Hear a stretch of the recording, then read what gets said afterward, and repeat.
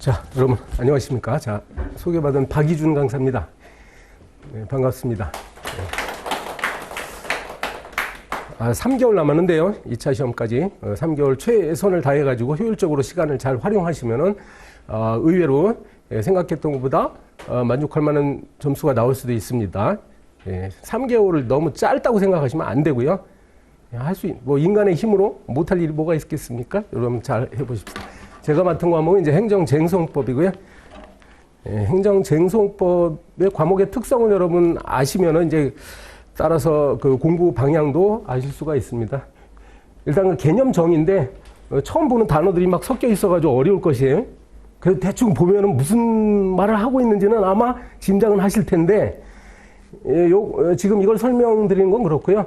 이제 제가 여러분 이해하기 쉽게 사례를 가지고 말씀드려보겠습니다.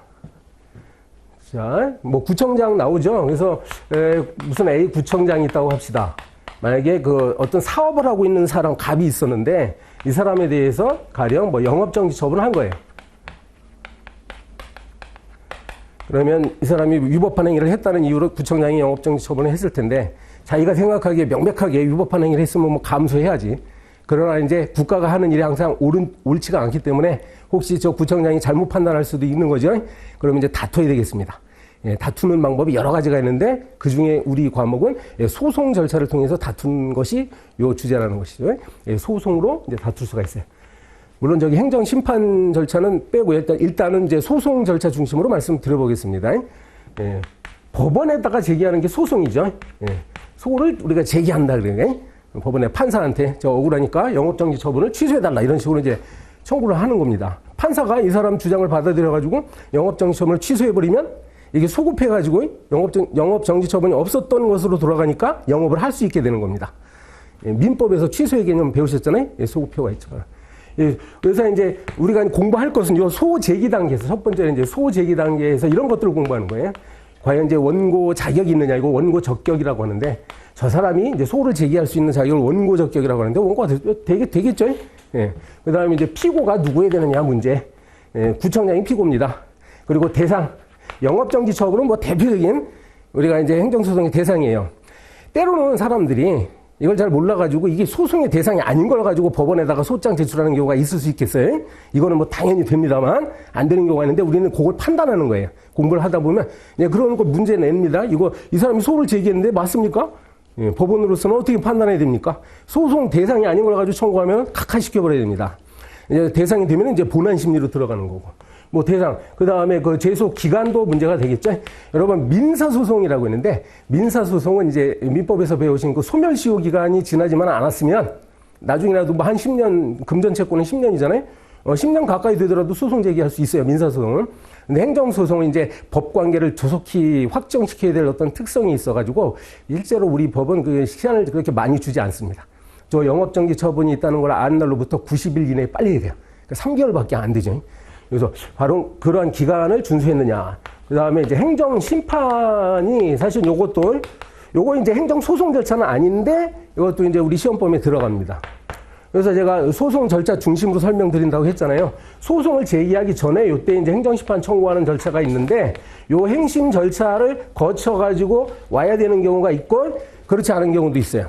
행정심판을 반드시 거쳐야만 소송을 제기할 수 있다고 한다면 이 행정심판을 제기했느냐가 하나의 소송 요건이 되는 거죠. 그리고 이제 뭐 법원의 관할. 자, A구청장이 종로구청장인데 엉뚱하게 저기 인천 법원에다가 소송을 제기하면 안 되겠지. 뭐 이런 걸 공부합니다. 자, 그 다음에 두 번째 단계가 이제 소송 요건이라고 하는데 이 요건을 다 갖추게 되면은 이제 본안 심리 단계로 들어가요. 본안 판단. 실제로 판사가 이 사건을 집중적으로 검토를 하는 거지. 여기에서 이제 누가 다툰다고요? 원고와 피고가 다투는 겁니다. 원고는 저 갑이고 피고는 구청장이에요. 그러니까 판사가 봤을 때 누구 말이 옳은지 막 이거 사실관계를 살펴보고 증거관계 살펴보고 해가지고 이제 판단해주는 과정을 본안 판단이라고 합니다.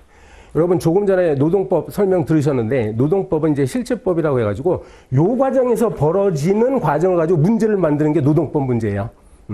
그래서 이제 요 단계에서 이제 그 노동법 사건은 사용자와 근로자가 다투는 건데 사용자와 근로자가 각각 원고 또는 피고가 돼가지고 각자 자기 주장이 옳다고 막 주장하겠죠. 그럼 시험 문제는 누구의 주장이 옳습니까? 이렇게 물어보는 거예요. 예. 이게 부당한 해고입니까? 아니면 적법한 해고입니까? 막 물어보는 거예요. 그게 실체법적인 쟁점이고, 우리 시험에서는 그걸 안 물어보는 거죠. 예. 누구의 말이 주장이 옳습니까를 물어보는 게 아니라, 어떻다고요? 이 사람은 이렇게 소를 제기해도 되는 겁니까? 요 단계에서 이 사람이 이렇게 주장하는 게 가능합니까? 이런 걸 물어본다고. 그 사람의 주장이 옳으냐가 아니라 왜 갑자기 이런 주장을 하는지 요 가능성의 문제를 따져보는 거예요. 예를 들어서 아니 저기 이 사람이 이제 그 여기에서 구청장이 영업정지 처분 내릴 때 어떤 땡땡 사유를 얘기하겠죠. 이 사람이 도대체 어떠한 행위를 했기 때문에 내가 영업정지 처분 내리겠다. 이게 처분 사유가 있었는데 갑자기 땡땡 사유가 아니라 소송 단계에서 뭐 세모 사유를 막 주장을 하는 것이 가능합니까? 이런 거를 공부하는 게 우리 과목이다. 이해되시죠? 예. 요 세모 사유가 옳은지 그런지 그건 상관없습니다. 그래서 본안 판단에서도 이거는 물론 실체법에서 많이 문제를 내는 건데 우리 행정쟁송법도 여기서 이제 몇 가지 쟁점이 있어요. 예. 그래서 이제 뭐 처추변이라고 조금 전에 말씀드린 게 이겁니다. 처분 사유를 추가하거나 변경할 수 있느냐 소송 과정에서 될 수도 있고 안 될 수도 있죠. 그러니까 어떤 요건하에 이게 가능한지를 우리가 공부를 하는 겁니다. 그리고 뭐 참가 같은 거 있어요. 요 사건은 이제 요거는 해당이 안 될 텐데 사건이 복잡해진 경우도 있습니다. 저 제3자가 등장할 수도 있어요. 제3자의 뭐 건축허가 사건이나 환경 사건 같은 경우에는 옆에 있는 주민들이 문제가 되는 경우가 있어요. 예, 그럴 때는 소송 과정에 갑자기 주민이 끼어들어가지고 소송이 뛰어들 수 있느냐 이게 참가의 문제입니다. 참가의 문제. 그리고 이제 입증 책임. 입증 책임은 저 사건에서 지금 영업정지 처분이 적법하냐가 문제가 되지 않습니까? 영업정지 처분이 과연 법에 맞게 이게 내려졌느냐는 누가 입증해야 될 것 같아요? 갑이 하겠어? 구청장이 해야 되죠. 예. 갑 입장에서는 저 구청장의 영업정지 처분이 이러이러해서 위법합니다. 이거를 입증할 필요는 없고요. 구청장 쪽에서 내가 이렇게 당시 말에 미성년자한테 술 팔았기 때문에 내가 영업정지 처분 내린 거다. 이 사실을 입증해야 되는 거야. 입증 책임에 문제가 있습니다. 그리고 변경, 이 소변경의 문제가 또 나오는데 대개 이제 그 취소 소송으로 이렇게 제기해요. 여러분 우리 행정소송법이 46개 조문밖에 없어요. 다행히 그만 달달 공부하면 되는데. 구조에서부터 34조까지 이 26개 조문이 취소소송이에요. 전체 46개 중에 26개가 취소소송 중심으로 되어 있기 때문에 취소소송 공부한 다음에 뭐 다른 여타 소송에 그 취소소송 규정을 이제 준용을 합니다. 근데 요거 처음에 이 사람이 취소소송을 제기했는데 생각해보니까 이게 취소소송을 제기할 사건이 만약에 아니었다고 합시다. 그럴 수 있겠지? 뭐 다른 소송이 있어요. 부작위 위법 확인 소송이나 뭐 무효 확인 소송 이런 게 있는데 그 소송으로 바꿀 수 있느냐? 예, 소송 중에 이게 소변경의 문제입니다. 대체적으로 이런 논점을 이제 여기서 출제를 하는 거예요. 본안심리 단계에서. 자, 본안심리 단계가 끝나면 이제 뭐가 되겠어요? 결론이죠. 예, 판사가 결론 내는 걸 우리가 판결이라고 하지 않습니까? 예, 예. 판결의 효력이 뭐가 있느냐? 이제 이런 거 살짝 공부하는데 민사소송법 선택하신 분들은 굉장히 여기서 아주 잘 공부하셔야 되고 우리 행정소송법에서는 뭐 한 기판력이나 뭐 기속력이나 형성력 뭐 요런 정도 이제 공부할 거예요. 지금 다 설명드릴 수는 없겠고 요거는 이제 그 소송과 소송의 문제예요. 지금 이거는 영업정지 처분을 둘러싼 사건인데 이게 만약에 국가배상 소송 사건으로 또 비화가 될 수도 있거든. 그랬을 때 이제 기판력이 문제가 됩니다. 그런 게 있어요. 그리고 이제 만약에 영업정지 처분이 이게 위법하다 해가지고 원고 승소 그러니까 갑이 승소한 판결이 나왔는데 다시 행정청이 야 나는 너 판사는 그렇게 생각했지만 나는 생각이 달라 그래가지고 이 사람한테 계속 영업정지 처분을 다시 부과를 하면 또 안 되겠지. 그런 문제가 있어요. 어떤 경우는 할 수도 있고 그래요. 예, 전혀 이게 원고가 승소했다 하더라도요. 판결에서 승소했다 하더라도 행정청은 다시 이 사람에게 동일한 처분을 할 수 있는 경우가 있을 수도 있습니다. 예, 있을 수도 있습니다. 어떤 경우에 가능한지, 불가능한지, 이런 것도 판단하는 문제를, 뭐, 기속력 문제, 이런 거예요. 형성력은 아까 그 소급표예요. 취소 판결 나오면 처음으로 돌아가가지고 이제 그 영업정지 처분의 효력이 없어진다는 뜻입니다. 근데 민사소송법에서는 여기까지 하면 딱 끝나는데 우리는 이제, 지금 죄송해요. 요거 말씀드릴게요. 이 판결 이후에 벌어지는 이런 복잡한 문제들 있잖아요. 예, 이런 것들도 크게 중요하게 다뤄집니다. 재심까지도 출제되어 있어요. 재심이라는 건 이제 심판이 확정이 됐는데, 근데 나중에 뭐 증거가 뒤늦게 발견된다거나 그럴 수도 있어요. 소송 과정 중에 원고나 피고 쪽에서 혹시 위조한 서류를 제출했을 가능성도 있고, 뭐 허위의 증인을 내세워가지고 잘못된 판결을 유도했을 가능성이 있죠. 그런 거는 대개 민사소송에서 많이 벌어지는데, 우리 행정소송은 원래 민사소송법을 준용하고 있기 때문에 당연히 그런 내용들이 재심이 적용되고요. 특히 행정소송법은 제3자의 재심 규정을 특별히 뒀습니다. 이게 민사소송법에는 없어요. 여러분, 민사소송이라는 건 개인 당사자끼리 다투는 것에 불과하죠. 제3자가 끼어들 일이 없잖아. 민사소송은 채권자와 채무자 간에만 다투니까. 근데 행정사건은 되게 복잡해가지고 제3자도 이게 제3자는 아까 여기 소송에 참가할 수 있는 제도가 있다고 했었지? 예. 근데 만약에 이 제3자는 이 소송이 벌어지고 있다는 사실을 잘 모르잖아. 옆에 있는 사람들은.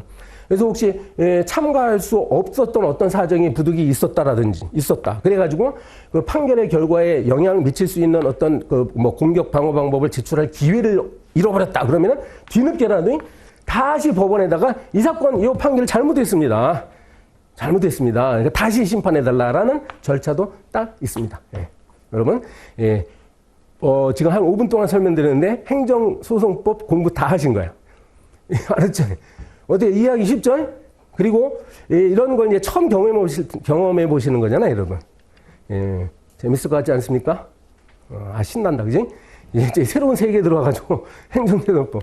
이제 민법이나 노동법도 재밌는 과목이긴 하지만 요거 이제 훨씬 수월한 과목이라고 저는 생각합니다. 이거 절차법이에요, 절차법. 스포츠 경기에 비유하면은 여러분 이제 스포츠 경기의 룰이라는 것이 뭐 100년, 200년이 흘러도 그렇게 많이 변하지 않죠. 100년 전부터 딱 굳어진 룰이 있단 말이에요. 여기 절차법은 그 룰을 익히는 거니까 어렵지 않죠. 그래서 뭐 판례도 중요하지만은 그 판례가 이미 50년 전, 60년 전에 나왔던 판례가 지금까지도 계속 하나의 법리로 거대하게 도도하게 이렇게 흐르고 있는 거예요. 갑자기 이게 특히 우리 과목은 뭐 최신 판례 이게 정말 중요하진 않습니다. 30년 전에 판례를 소재를 가지고 막 냅니다. 예. 그리고 어떤 것이 솔직히 말하면 금년도에 시험이 뭐 무슨 주제가 이 안에서 나올 텐데 어떤 것이 출제되냐 이건 제가 뭐 판단할 수도 없고 판단할 필요도 없어요. 그거는 그날 이제 선정된 출제위원 기분에 따라서 선정되는 거야. 다 중요한 주제거든. 그러니까 금년에는 뭐 이걸 꼭 물론 이제 학계나 실무계에서 금년에 특히 2023년에 중요하게 다뤄지고 있는 뭐 주제가 있다면 혹시 그거 출제될 가능성이 조금 있겠지만 다 필요 없어요. 철저하게 공부하셔야 됩니다. 예, 어느 하나라도 놓치지 말고 전체 틀을 잘 이해를 해놓는 것이 중요해요. 그리고 나서 아까 노동법 선생님 말씀하셨듯이 이제 실제로 답안지에다가는 판례 문구를 여기 표현을 할 줄 알아야 되니까 예, 중요한 키워드 중심으로 해가지고 조금 외울 거는 외우고 근데 행정쟁송법은 뭐 이렇게 많은 법리가 복잡하고 쟁점이 막 복잡하고 그러지 않아. 예? 우리가 써야 될 거는 미리 다 준비되어 있습니다. 그래서 단기 합격반을 이게 가능한 이유가 이제 분명히 여기서 행정쟁송법 출제가 될 텐데 어떤 문제가 나오더라도 그러면 이제 묻지도 따지지도 않고 이제 막 이제 준비된 답안을 쓸 수 있도록 제가 여러분 잘 지도를 해드리도록 하겠습니다. 이게 뭐 소송 변경이 나올 수 있다. 그럼 소송 변경이 나올 때를 대비해가지고 뭘 써야 될지 답안이 다 모범 답안이 있는 거예요. 다만 이제 문제는 뭐냐면 이제 케이스 문제로 나오기 때문에 공부를 안 한 사람과 한 사람의 차이는 요 케이스 문제가 지금 소송의 변경을 물어보는 문제지. 예? 도대체 소송 참가 문제인지. 물론 이제 한 1년 정도, 뭐 6개월 정도 공부하면 이제 훤해지는데 처음에 공부하시는 분들은 요게 어려워. 행정쟁송법은. 이른바 이제 논점이라고 하는데. 예, 논점을 잘못 잡아버리면 이제 관악 나와버리죠. 예, 출제자가 그 시험 문제지에다가 당신은 소 변경을 쓰세요. 이렇게 안 내니까 사안을 가지고 분석하는 거예요. 이게 공부하다 보면 비슷비슷한 개념들이 많아요. 기판력과 기속력 저 끝에 있었는데 공부하면은 몇 개월 공부하면 구별은 되는데 몇 개월만 공부하면 여러분 저처럼 여기 나와가지고 다른 분들한테 뭐 설명할 수도 있어. 기판력이 뭐 기속력이 뭔지. 근데 아마 이제 3개월 바짝 해가지고 9월 첫째 주인가요? 시험이? 그때 보면은 아마도 저거 헷갈려가지고 이 기속력인지 이게 기속력이냐? 기판력이냐? 그래가지고 엉뚱한 답안을 쓸 가능성도 있습니다. 예, 그런 상황이 벌어지지 않도록 3개월 동안 바짝 준비하셔야 되고요. 그 과정에서 제가 잘 도와드리겠습니다. 문제는 뭐냐면 뭐 암기도 암기지만 처음에 항상 모든 과목이 그렇죠. 이해하는 거예요. 예, 이해하는 겁니다. 이 제도의 개념, 이건 제도를 공부하는 거니까 제도의 개념, 그냥 차이점, 유사 개념들과의 차이점 이런 거 잘 비교해가면서 공부하면 돼요. 예, 그것만 조심하면 됩니다. 우리 행정쟁송법 과목에서 엉뚱한 거 쓰면 엉뚱한 거 세 문제가 나오는데 크게 보면 50점짜리 하나고 25점짜리 두. 예, 죄송해요. 이거 준비해놨는데 이거 갖고 설명을 안 드렸네 하다 보니까 이게 다 사실은 이제 그 화면 넘어가는 내용을 이미 다 말씀드렸네요. 요런 사건들이 등장한다는 거고, 그죠? 예. 요런 사건들이 등장한다는 것이고, 시험 보면은 뭐, 그죠? 행정심판법 61개 조문이 있고, 심판법이라고 있어요. 지금 내가 오늘 뭐 시간이 짧아서 심판법 얘기는 안 했는데, 소송법이 이제 중요하고, 소송법의 그러한 원리가 그대로 심판법에 들어가요. 그러니까 이 행정소송은 특이하게 민사소송과 달리 소송으로 가기 전에 전심 절차로 하나 더 있어요. 행정심판위원회라는 데다가 한번 해보는 거예요. 저건 필수적 절차는 아니고 안 거쳐도 됩니다. 원칙적으로 그냥 소송으로 막바로 가는 거예요. 민사소송법 얘기를 맨 아래에 써놨는데 일단 시험 보면은 들어가게끔 공고에는 돼 있어. 그런데 행정쟁송과 관련된 민사소송법 규정 이렇게 돼 있습니다. 그러니까 민사소송법 문제를 낸다는 건 아니고 원래 민사소송법은 500여 개 조문으로 이루어졌기 때문에 행정소송법 46개 조문에 다 담아낼 수가 없잖아요. 없는 부분들은 이제 민사소송을 딱 준용하는데 민사소송법 다 공부할 것도 없고 요 주제와 관련된 민사소송 주제 법규가 문제된다 그 뜻이에요. 그러니까 여러분 따로 이제 민사소송법 선택하시는 분은 걱정 없는데 선택하지 않더라도 걱정하지 마세요. 제가 이제 관련되는 부분 요거 학습할 때 잘 설명드리는 거니까. 출제 경우 이렇게 이제 케이스로 나온다. 이 실제로 이거 요약한 거고 한 10줄 나옵니다. 케이스가. 예, 좀 보세요. 이게 지금 처음에는 여러분 몰라. 그래서 요 딱 1번은 뭐고 2번은 3번은 뭐고 이제 출제자가 다 각각의 쟁점이 다르니까 이렇게 냈겠지. 이거 헷갈리지 말고 요걸 잘 뽑아내는 실력을 우리가 키운다 생각하시면 되겠습니다. 이게 도대체 뭘 물어보는 거지? 여기 나왔네? 아이고, 미안. 아까 이제 입증 책임 했잖아요. 입증 책임 나왔잖아요. 입증 책임. 소병합은 이제 여기에서 관할 문제에서 병합이 또 문제가 됩니다. 이런 것들이. 다 이제 공부를 하면은 우리가 예측했던 문제들은 나오게 돼 있어요. 엉뚱한 문제 안 나옵니다. 우리 시험 과목에. 요게 바로 이제 기판형의 문제네. 이거는 요런 문제 나왔을 때 이게 기판형 문제라고 출제를 했는데 공부가 안 돼 있으면 이거 기속력 문제라 그냥 야 이거 기속력이 문제가 내가 잘 쓸 수 있어. 막 써. 이미 점수 빵점이야. 그리고 요거는 제가 분석을 해봤지만, 물론 이제 그 잘 나오는 것들이 있어요. 주로 대상적격, 뭐 기속력 이런 거 나오는데, 이런 건 신경 안 써도 돼요. 이런 거 너무 신경 쓰지 말고 다 준비해야 돼. 다, 일단. 합격하려면 다 준비해야 돼. 이것도 마찬가지고. 그리고 노동법 선생님 말씀하신 거하고 비슷한 내용이니까요. 저런 걸 강조하는데 저는 이제 즐거움을 주는 답안이다. 그러니까 채점하는 분이 인간이기 때문에 짜증나게 하면 안 되지. 여러 가지로 짜증나게 하면 안 되는데, 일단, 우리가 이제 공부를 잘한 사람은 조금 이제 악필이더라도 드러나니까 짜증 안 나. 이제 공부도 잘 안 되는 상태에서 막 지저분하게 답안지 쓰고 그러면 짜증 나지. 도대체 앞뒤가 안 맞고 논리에 안 맞는 문장, 어법도 안 맞고 막 그러면 안 되겠습니까? 당연한 거고. 요게 가장 중요한 거예요. 출제 의도를 명확하게 이해하느냐가 관건이고, 이왕이면은, 여러분, 이쁜 필체를 쓰라는 얘기가 아니라 알아보기 쉽게 본인이 이제 악필이라고 생각하시더라도 합격은 할 수 있어. 그 대신 또박또박. 알았지? 예, 또박또박. 평소 자기가 이제 자기 혼자만 보는 그 글씨체로 쓰면 안 되죠. 이건 다른 사람한테 보여주는 글씨체니까 최선의 성의를 다해가지고 잘 써야 돼요. 요건 노동법 선생님이 말씀하신 거 똑같습니다. 네, 법학 답안이기 때문에 서론, 본론, 결론식으로 해가지고 문제 제기하고, 이제 법학은 법률 조문이 있어. 법률 조문을 해석하는 과목이에요. 법률 조문을 해석하는 게 판례가 있고 학설이 있기 때문에 최대한 공부했다가 그런 내용을 여기다 쓰고, 그래서 나는 이 사건을 이렇게 생각한다. 여기 뭐 이렇게 결론을 내린 건 뭐 법학에선 정형화된 답안 순서입니다. 공부 태도. 여러분 읽어보세요. 요게 지금 이 말이 뭐냐면 우리가 행정쟁송법은 커다랗게 보면 이제 행정법이라는 과목이 따로 있습니다. 행정법 안에 이제 행정쟁송법이 하나 있는 겁니다. 다행스럽게도 우리 시험 과목은 행정법이 아니야. 행정법이면 너무 공부할 게 많지. 이제 행정법에 대한 이해가 약간 있어야 되는데, 우리가 쟁송법 바깥에 있는 행정법 영역에 뭐가 있냐면, 이제 뭐 비권력적 행위냐, 뭐 권력적 행위냐 이런 걸 막 공부합니다. 이게 우리 소송법에서 대상적격하고 문제가 되는 거예요. 이제 권력적 행위를 할 때, 국가가 권력적 행위를 할 때 우리는 소송을 제기할 수 있어요. 뭐 그런 거예요. 여기에 보면 이제 절차법 얘기 나오지? 왜 절차법이, 사실은 이것도 공부해두는 게 좋은데, 절차법은 어디서 문제가 된다고? 여기서. 이게 이제 판사가 이 사건을 영업정지 처분이 위법하냐를 판단할 때 구청장이 과연 적법 절차를 밟아가지고 처분을 내렸냐, 요걸 판단한단 말이야. 근데 그거는 우리의 쟁송법 시험 문제는 안 냅니다. 다행스럽게도. 그건 실체적인 판단이니까. 그러니까 처분 자체가 위법하냐 그걸 판단할 때 나오는 거라고. 그래서 행정법을 공부한다. 뭐 그런 식으로 일하시면 되습니다. 네, 알겠죠? 좋은 답안, 나쁜 답안이 분명히 있습니다. 여러분.